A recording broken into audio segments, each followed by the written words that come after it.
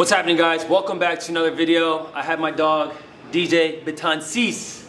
I got that. Let's go. Let's go, man.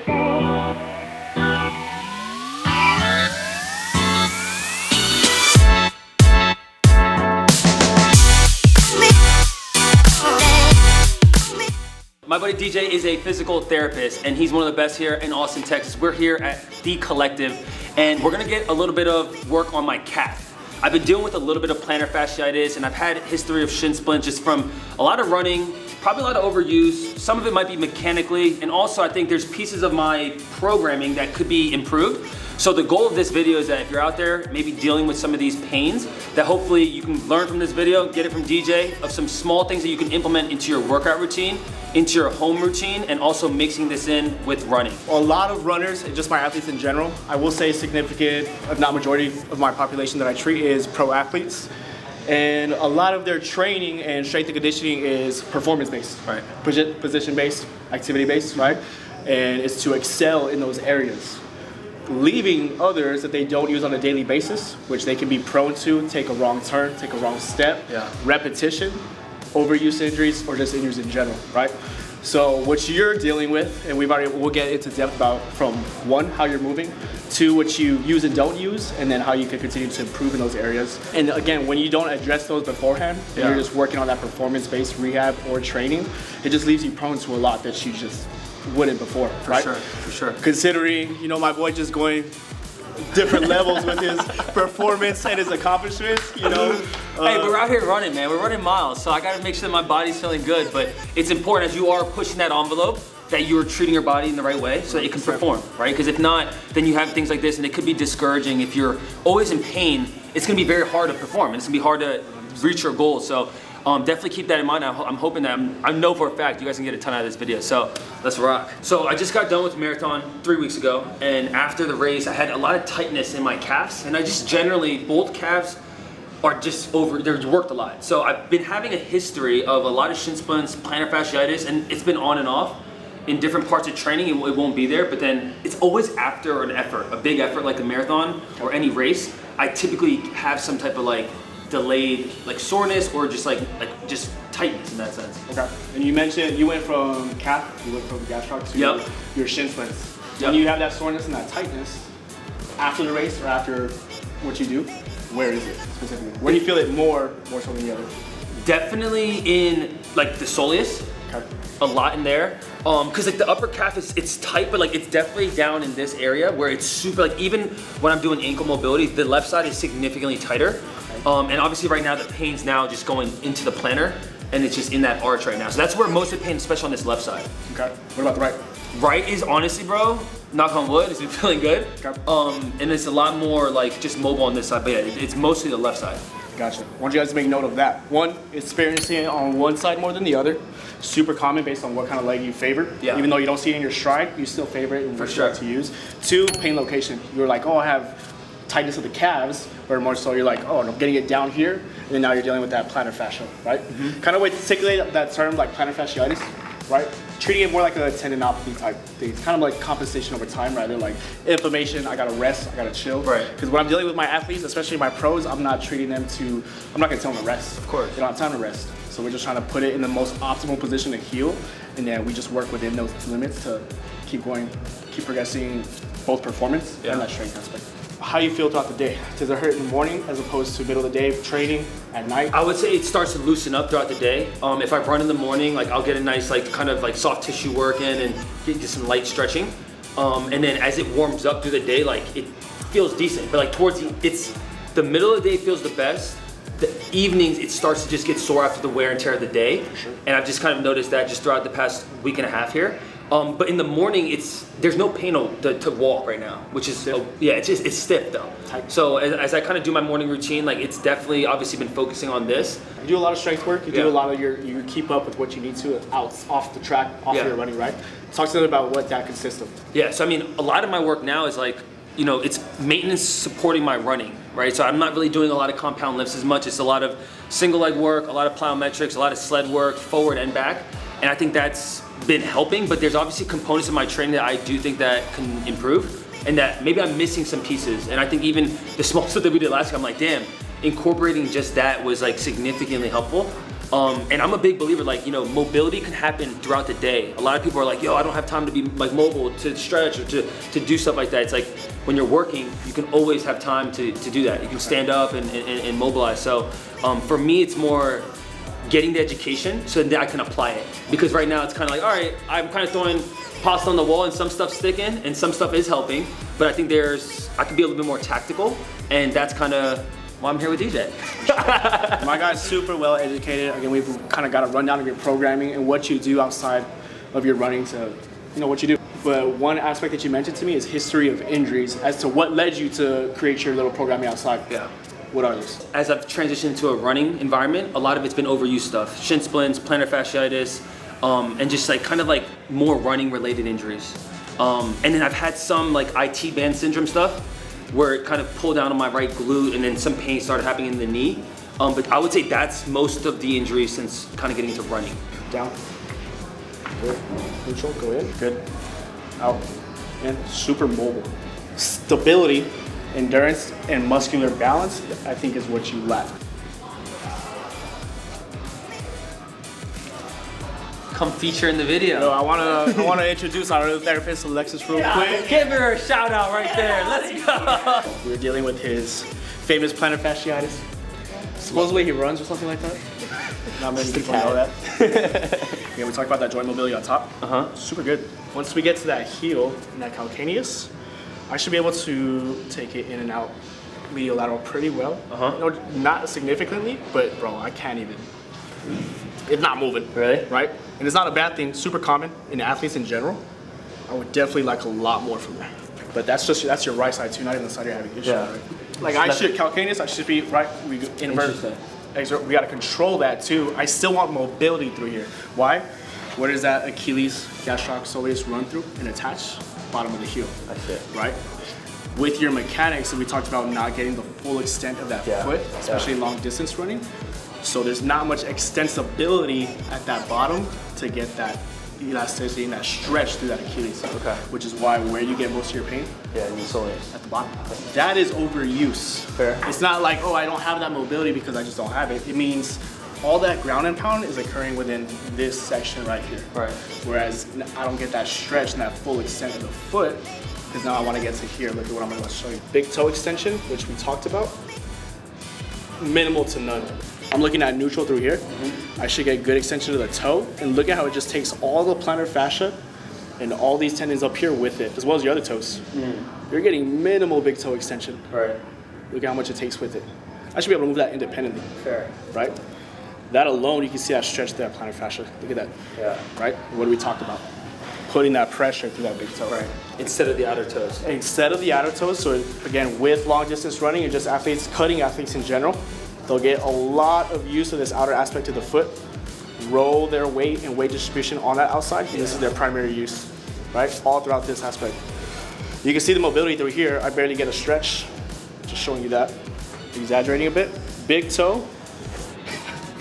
You just feel that, right? Yeah. And it takes all that plantar fascia with it. Right. What's something someone right now watching, like they're at home, what would be your first step to build more of that? Build more of that? Or like create more mobility there. Create more mobility. So let's talk about, again, if I have someone like you, I can educate and they're able to do it themselves rather than a specific exercise. I am talking about one, equal weight distribution and full gait use of the entirety of the foot. Right?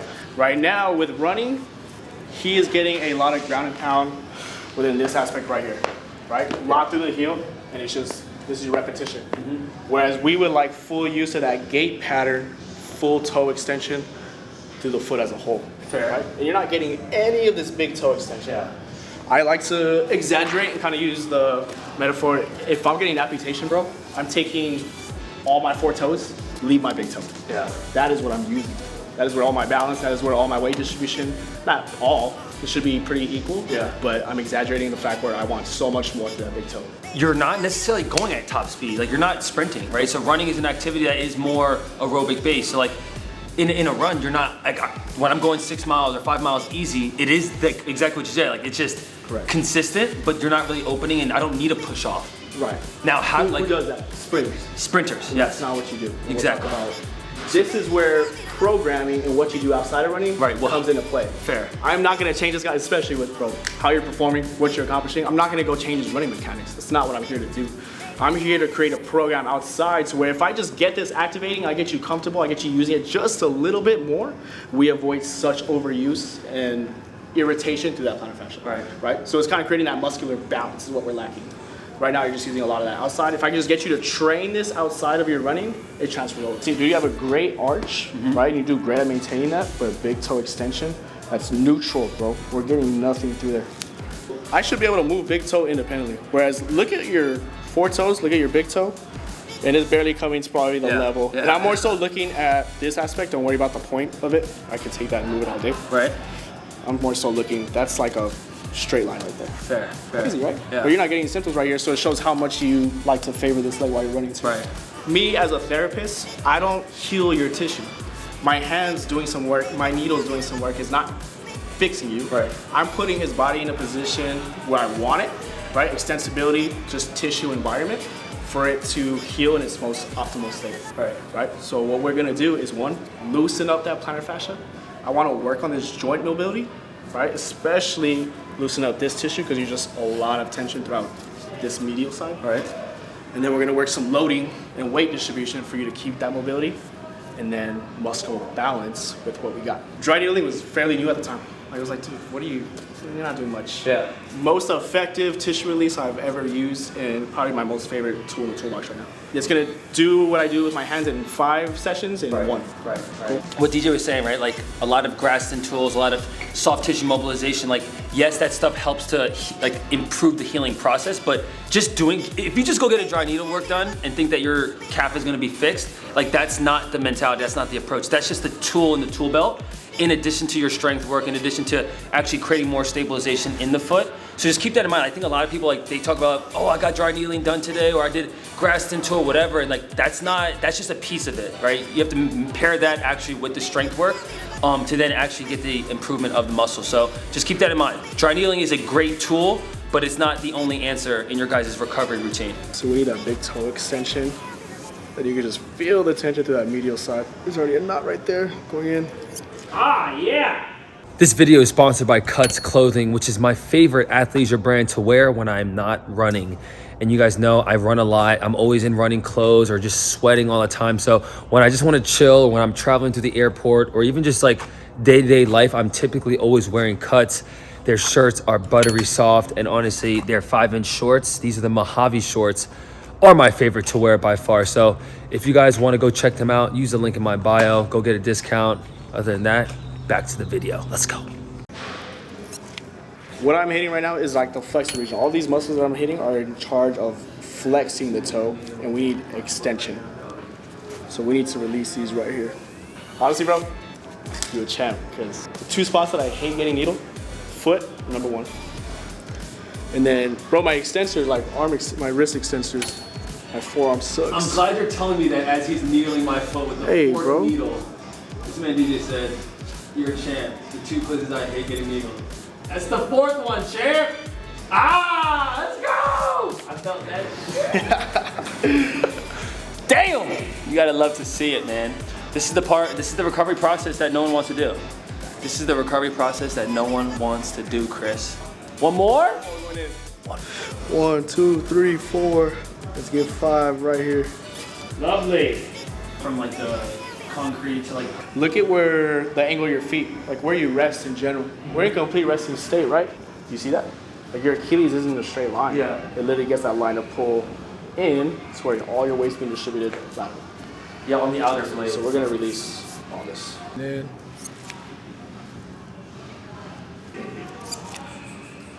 What we're feeling right now? It's like I've never gotten a tattoo, but this is what I would imagine that to feel like. It's like, it's so, like the needle's so small that like when it's first getting punctured, you don't really feel it, but as DJ starts to like find the trigger point and like kind of pulses at it, it's definitely like, you feel that shit. It's like it's tense in that sense. Dry needling is never fun, but yo, most of the stuff that helps you is not fun, right? Not many people love ice baths, but they do it, you know? You just kind of, you got to get comfortable with the uncomfortable, man. That's what we're doing right now. You know what I love, bro? What's that? People are like, oh, you're a physical therapist? I bet you give great massages. It's not what you think. Chasing those trigger points. I'll move that around. And yeah, while I'm releasing that one area, you get like a neural response as a whole to just let go of that muscle. And I want you to compare, dude, I don't know if you got that shot of that line of pull from before. Go ahead and relax. Look at that. It's starting to straighten up? Bro, it's nearly straight. Really? Yes. We might have got it all. That's what we want from the muscle. What that is just the trigger point, creating a spasm of that muscle. Yeah, dude, this soreness, like, yo, after you get dry needling, like, it almost feels like you ran a legit race again.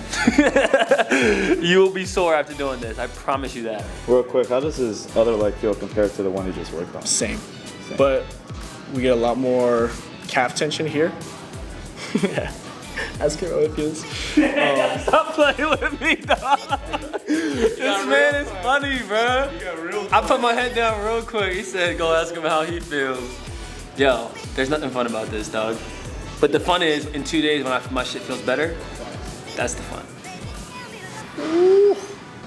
Don't try this at home, please. Definitely certified to do this.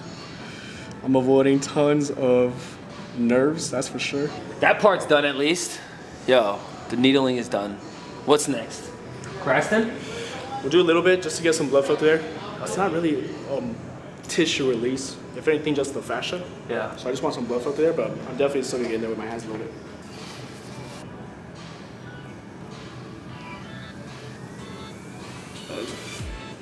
All right there. It should be. Oh shit, it's moving. It did not move like that at all. At first I was moving your whole foot, if anything at all. Which I use this for grit, but so I can show everyone. In, out, moves, right? Now you can get some extensibility through that Achilles and that plantar fascia, but we're still lacking this top. Yeah. And we need load through that, so we'll get to that in a minute, but I can finally get this joint moving the way it should. Now it's one thing to do that. If I left it here like that, it's gonna go right back to how it was. So if you didn't. If I left you here without loading and stability work, it's gonna go right back to where it was. I'll continue seeing you. Yeah. So loading, working with what you got in the right way, super important. We're gonna follow up with that stuff. Oh, look at that. Yeah, I can feel it. Mobilizing the actual feet is super important, right? Each of these metacarpals right here should be able to move independently. Yeah. Should be able to grab each one and move it. Yeah. I can move this pretty well. Yeah. Because you rely so much on the outer aspect of your foot, these are a little bit more difficult. There. Right? But had we tested that before or done it before, kind of, that was very much expected, but these were gonna move as one. It was literally gonna be like that. Yeah. But now I can distinguish each one. Relax. Boom. Damn, that's better, dog. Boom. I think we were like down here before, bro. Yeah. Pressure. Now I can, and that's like, you can feel a stretch here, not like a hard block or a pull. Money. So we want to promote load through that full extension to keep it there, right? Even as we promote load, you're gonna want to have the tendency to roll out here, and you're not getting much of that extension. Whereas if we keep that equal, good weight distribution, big toe extension, we avoid and gain that muscle balance. So what do we have tight? We have gastrocnemius, and especially that plantar fascia, right? A lot of people resort to immediately that calf stretch. Yeah. And I guarantee they're probably getting like 25% of that stretch. So let's get both feet on and just the toes. With stretching requires relaxation. Nobody relaxes when they stretch, bro. They push into it. How many people you see forcing the stretches and you're not getting any change in tissue if not countering it? We want the exact opposite, right? So one, relax. Okay. Use your hands for support to relax. Try not to hold yourself up. Okay. Look at his feet and where immediately all his pressure goes. To get a calf stretch, a lot of people will have the tendency to lean forward, hips forward, and do what you do like you would, lean forward, and you're getting a minimal stretch, bro. Yeah. Stay upright, chest up. Simply relax your hips forward, kind of like a hip thrust. Yeah. That's already a stretch. Bro. Yeah. And you moved minimally. Yeah. Right? Leg locked out, hips forward. This is already a stretch for you. Yeah. Okay? This stretch is happening. Where do you feel it most on the calf? The upper. Upper? Yeah. And then where do you feel it medial compared to lateral? Lateral more Lateral. actually. Yeah. Right? Yeah. Where do we want our stretch? For me, you especially. medial? Medial. Yeah, Right? because I'm not using that one. So what I'm gonna have them do is relax into it, don't push into it. Okay. We're gonna shift our weight onto the inner portion of our feet and that big toe. That little change in his feet is a lot different stretch. Yeah. Right? I mean, look at my left outer toes on the left side. They're like flaring already. Flaring, that's what they have a tendency to do. This alone is super difficult for him to maintain. And It then is. he's relaxing into it. I like to say we're trying to flatten that arch into the ground and push this down. And this right here, I can barely push him into. A lot of people have a tendency to use their knees to cave into. We don't want that. Fair. So we're getting a stretch of all this plantar fascia and the extent of the calf as a whole, not just this lateral side. You can just feel that tension here as opposed to here, right? Relaxation too. Drive hips forward, don't lean forward.